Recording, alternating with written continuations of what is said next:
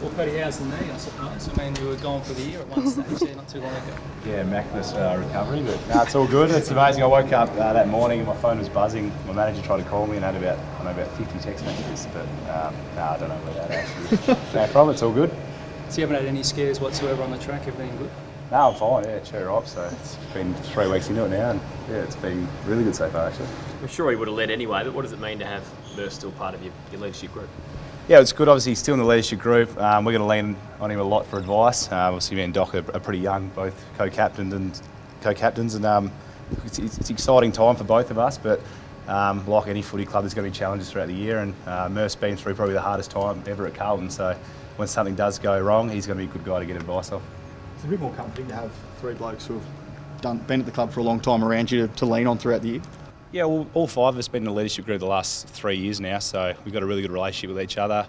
Not afraid to challenge each other, but also not afraid to celebrate each other's sort of performances and the way they lead. So it's a really exciting time at the club, and I know the five of us as a collective are really driven to take this group forward. Is there any changes in leadership style that you, have made already? Nah, look, one thing me and Doc both said to each other is the reason we're in this position is from what we've done so far. We'll keep developing our leadership. We'll catch up with people externally. Like I said, we'll challenge each other along the way. And I suppose we're similar in some ways, but we're different in others. And I think that's going to be a really healthy balance between us. And yeah, we'll just try and get the best out of the group. You think you're through the worst of the rebuild? I hope so. Yeah. Last year was a tough year, but the way the boys have attacked pre-season so far, I'm really optimistic going forward. And I know everyone says that this time of year, but yeah, I've really seen some of these young guys start to step up, and they're in the third, fourth years of their careers where they can really make a steep improvement. Murph will be a great mentor, but anyone else you might model in captaincy? Look, I've caught up with external people. I caught up with Jonathan Brown, and he was really good for advice. But yeah, look, I think the thing with leadership, you've got your own unique style, and you take parts from different people you talk to.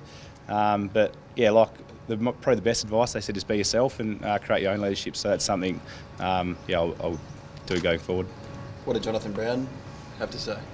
Oh, he loves a beer, Brownie. He was just said have a presence, but a lot of the people I've talked to said just be authentic and be yourself, and I think that's what me and both do around the club. We've got a good relationship with all the young boys, and I think once you have those relationships with the young boys, when you do challenge them or celebrate, they know it's not personal. You just try and get the best out of them. He was pretty good on the lip, Brownie, when he was captain. Is that your plan as well?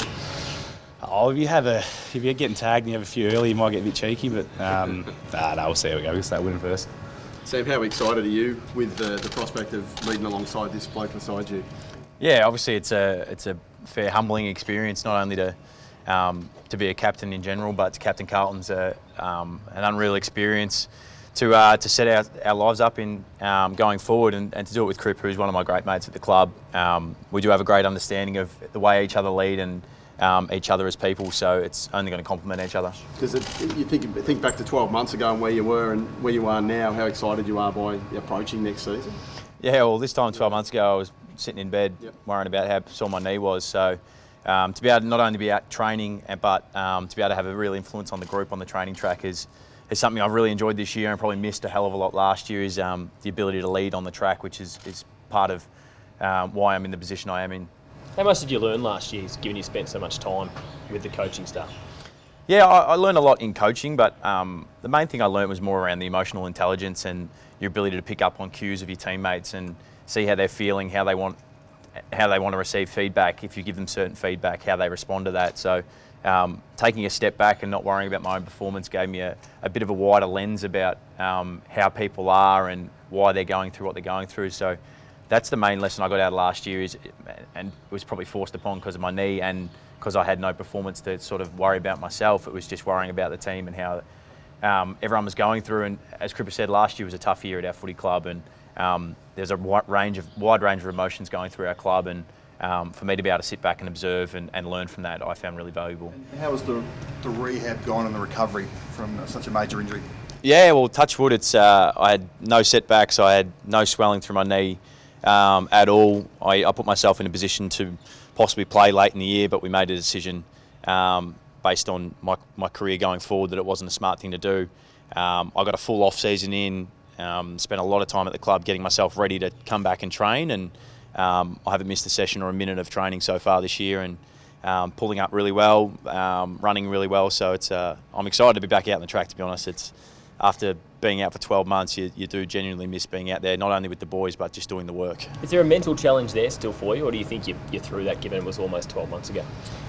No, I think you sort of lose the mental challenge in terms of my knees, because you just do so much of the stuff that you are scared about. Like the first time I ran, I was scared. The first time I changed direction, I was really scared. And the first time I did a high mark, I was scared. So, but then over repetition of doing that, you lose that. And once you go out in the footy field, I know people say this about when fans are trying to heckle you from the sidelines and you can't notice them.